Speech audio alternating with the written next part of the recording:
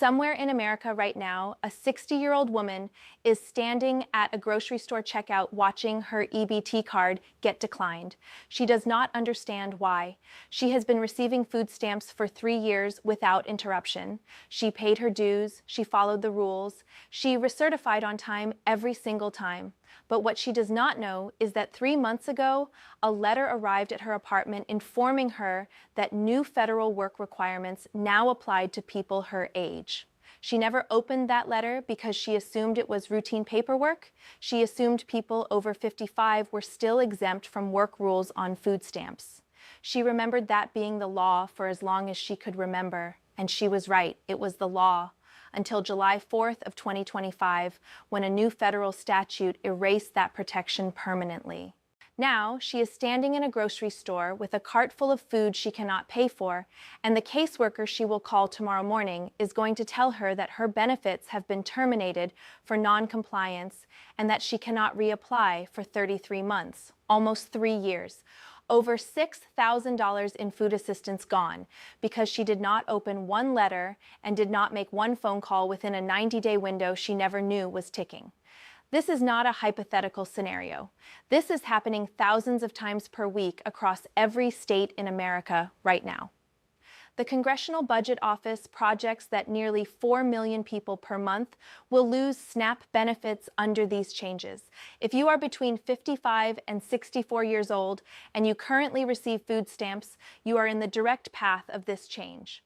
What I am about to explain over the next several minutes could be the difference between keeping your grocery assistance for the next 3 years or watching it disappear because of a single outdated assumption about who the work rules apply to.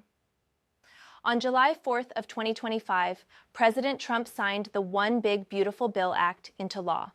This massive federal legislation restructured multiple benefit programs, and one of its most impactful provisions targeted the Supplemental Nutrition Assistance Program. SNAP serves over 42 million Americans. More than 11 million of those are adults aged 50 and older, according to AARP.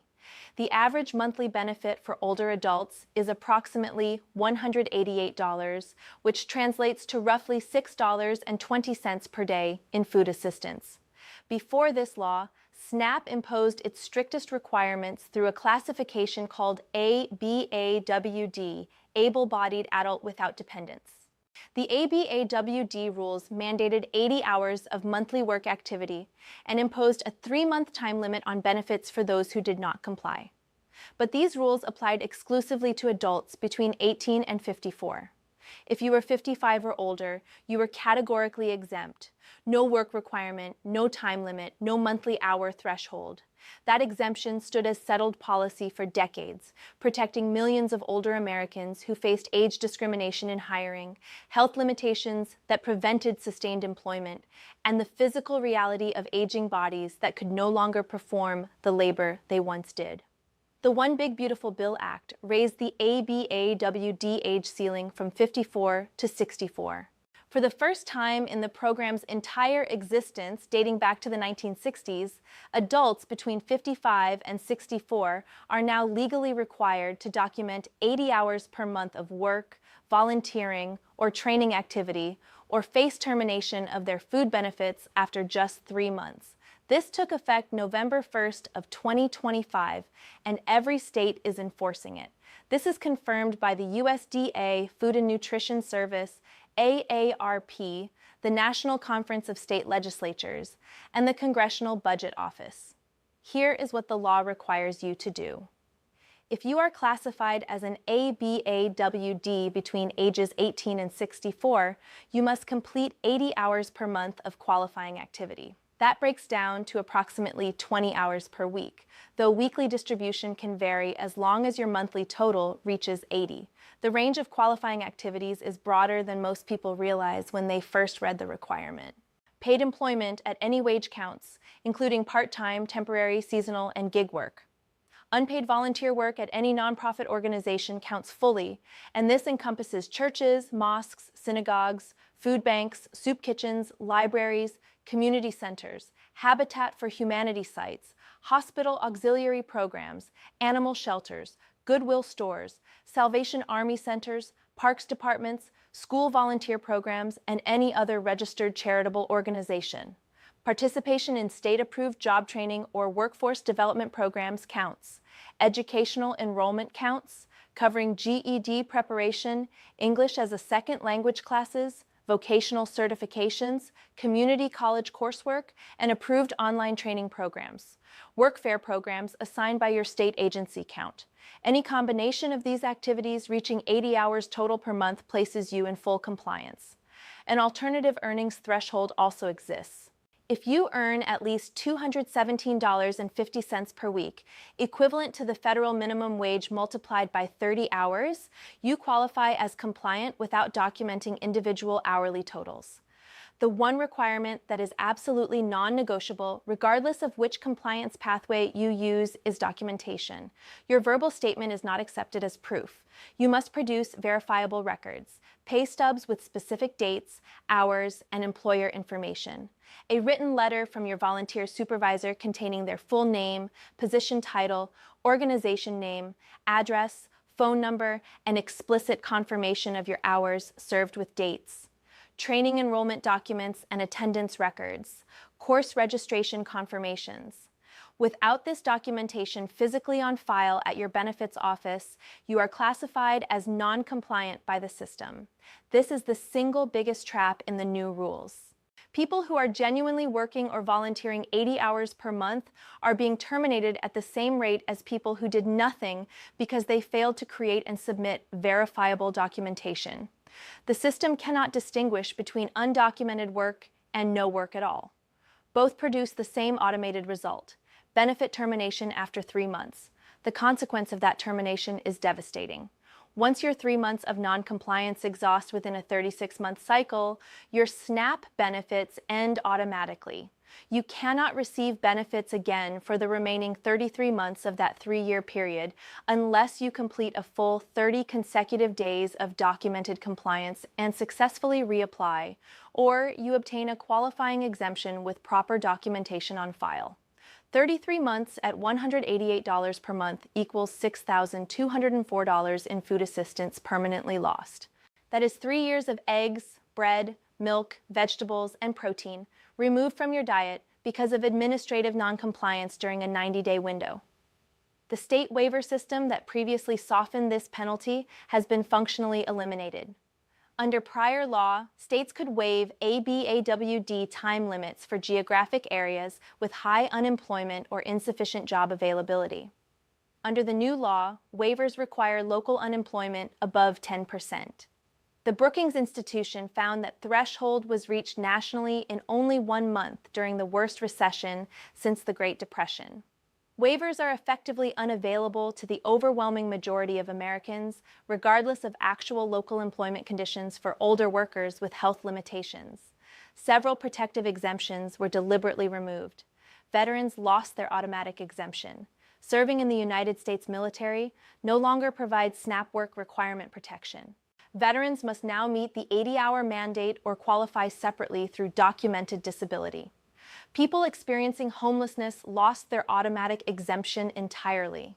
The caregiver exemption was narrowed from caring for a child under 18 to caring for a child under 14.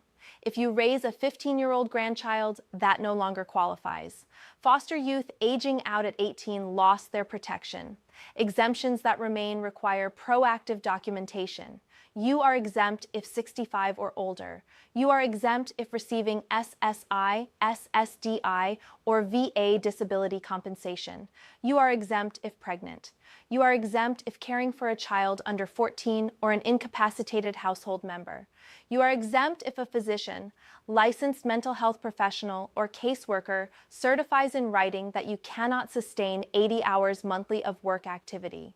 You are exempt if participating in substance abuse treatment. Native Americans, Alaska Natives, and enrolled tribal members are exempt under a new provision in this specific law. None of these exemptions activate automatically. Every single one demands formal documentation submitted to your caseworker. Without paper proof on file, the system processes you as a standard, non-exempt ABAWD, and your 3-month clock runs regardless of your actual circumstances. 5 misconceptions are destroying food security for older Americans at this moment. First, that people 55 and older remain exempt. False since November 2025. Second, that chronic health conditions automatically protect you. False without submitted medical documentation. Nearly 50% of SNAP participants between 50 and 59 have qualifying disabilities but have not completed the paperwork. Third, that military veterans keep their exemption. False, it was legislatively eliminated. Fourth, that states will provide waivers for areas with few jobs. Practically impossible under the 10% threshold. Fifth, that this impacts few people. 4 million monthly will lose benefits per CBO. AARP confirms 1 in 6 older job seekers faces direct age discrimination in hiring. Older displaced workers take significantly longer to find reemployment, and approximately 60% of eligible older adults are not even enrolled in SNAP due to stigma and bureaucratic complexity. Your legal rights are substantial when you exercise them. Under 7 CFR 273.15, you have the right to request a fair hearing within 90 days of any adverse action. If you file that request within 10 to 15 days of receiving the termination notice, your benefits must continue uninterrupted while the hearing proceeds. The state must issue a decision within 45 days. You do not need to be on formal disability rolls for a medical exemption. A doctor's letter describing your functional limitations and stating you cannot sustain 80 hours monthly of work activity is sufficient in most states. The good cause provision protects you when non-compliance results from circumstances beyond your control, including medical emergencies, vehicle breakdowns, family crises, and severe weather. Volunteering counts fully and identically to paid employment. Training programs, GED classes, ESL courses, and workforce development enrollment all satisfy the 80-hour mandate. Here's your 3-step action plan to execute this week. Step 1. Call your local SNAP office today. Find them at fns.usda.gov/snap/state-directory. Ask if you are classified as ABAWD under current rules. Ask your specific compliance deadline. Ask what documentation format your state requires. Verify your mailing address and phone number are current in their system. A notice sent to an outdated address triggers termination without your knowledge. Step 2. If any physical or mental condition limits your work capacity, see your doctor this week. Get a written statement explicitly saying you are unable to meet 80 hours per month of work activity due to your medical condition. Specify the conditions and their functional impact. If you receive SSI, SSDI, or VA disability, gather current verification letters. If you provide caregiving for a child under 14 or an incapacitated person, get formal documentation of that role. Submit all materials to your caseworker proactively before your recertification date. Do not wait to be asked. Step 3. If you are able to volunteer or work, start today and create a documentation trail from hour 1. Keep a written log with dates, hours, activities, location, and supervisor contact details. Get written confirmation from your supervisor monthly. Keep every pay stub and enrollment record. Submit copies to your caseworker at each reporting period. If your benefits are terminated and you believe the action was incorrect, file for a fair hearing the same day you receive the notice. Filing within the initial 10 to 15-day period triggers benefit continuation during the appeal process. After that window passes, you retain hearing rights for 90 days, but benefits stop while the case is reviewed. Every single day of delay past the notice date reduces your protections. Understand what is coming next. Medicaid work requirements of 80 hours monthly begin January 2027 for non-disabled adults ages 18 through 64 under the same legislation. Millions between 50 and 64 face potential loss of health coverage. States assume 75% of SNAP administrative costs starting fiscal year 2027, up from 50%, pressuring agencies to process faster with fewer resources. By fiscal year 2028, states with error rates above 6% must contribute 5 to 15% of benefit costs, incentivizing speed over accuracy. SNAP nutrition education was defunded October 2025. Future benefit increases are capped strictly to inflation. Crystal Fitzsimons of the Food Research and Action Center stated that agencies need 12 to 18 months to implement such sweeping changes, but are being forced to rush, producing errors that land on beneficiaries. SNAP lifted nearly 2 million adults over 50 from poverty in 2022. In 2024, nearly 14% of American households experienced food insecurity, according to USDA data. Among older adults, food insecurity is directly linked to increased emergency hospitalizations, accelerated chronic disease progression, higher medication non-adherence rates, worsened depression and anxiety, and faster cognitive decline.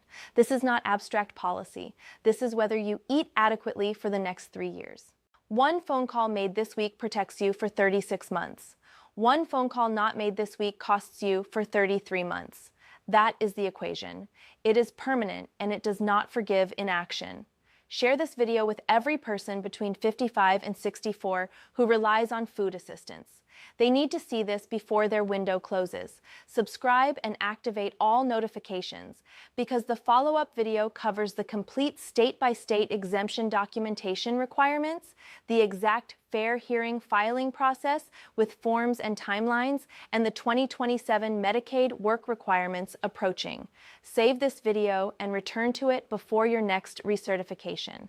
This is USA Security Check. Stay protected, stay informed, and never lose a benefit you are entitled to because a rule changed and nobody told you.